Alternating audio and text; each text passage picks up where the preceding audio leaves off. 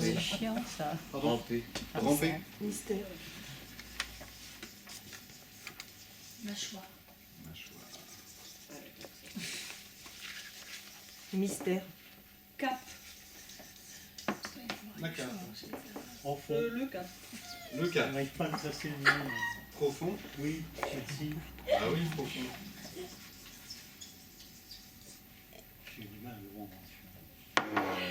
Profond, on y va, tout le monde a proposé un mot?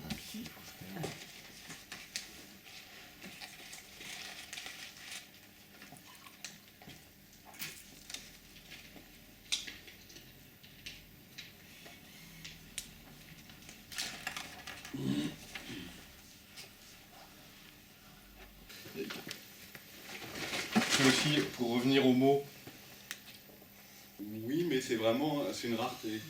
Et c'est assez curieux parce que c'est passé de aqua en latin à Ève, egg au Moyen-Âge, et pour finalement donner eau.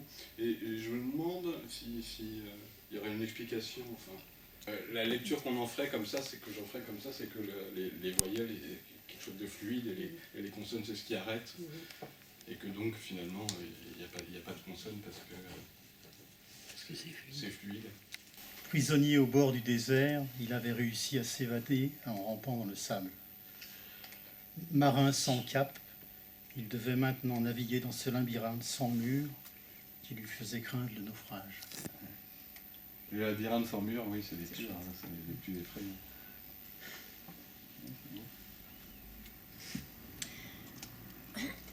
Ô mon trèfle à quatre feuilles, ma sirène, mon arc-en-ciel, rends-moi prisonnier de ton labyrinthe abyssal et vois, je vogue, je vole, je vis. Et après j'écris quel mystère ce marin cruchon, il rampe, il remue, prisonnier de son propre cap. Une fille qui a une certaine liberté, qui s'affirme. Une colline, je suis cap, le labyrinthe, plutôt j'y rampe, et le désert, quelle aventure.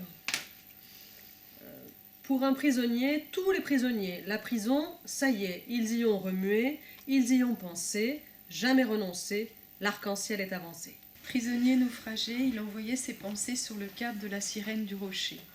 Et le deuxième de Paul Le Pic, 10 pensées de désert plus loin, il avait soif de mystère.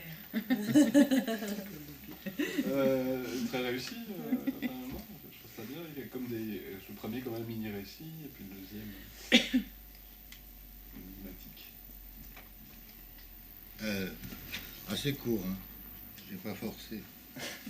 Dans ce labyrinthe désert, sans naufrage, le marin pense à son mystère profond, sa sirène. Moi, ça s'appelle le dit de la sirène. Marin prisonnier du cruchon, larguez les amarres, passez le cap, quittez le labyrinthe frêle de vos demeures, osez être profond. Osez jeter l'hameçon dans la mâchoire du mystère, je vous offrirai les arcs-en-ciel. Ouais. C'est la sirène. Bon programme.